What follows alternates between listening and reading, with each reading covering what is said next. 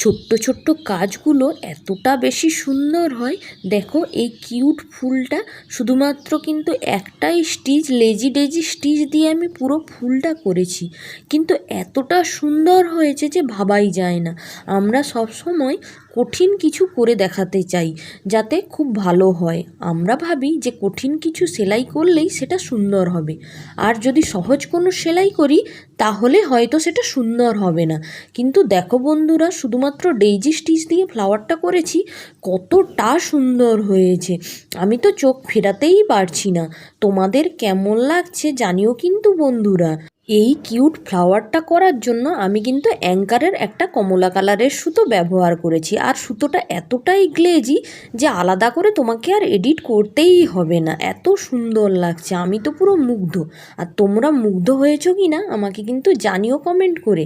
আর আমার ভিডিও যদি ভালো লাগে তাহলে শেয়ার করে পাশে থেকো। Thanks for watching.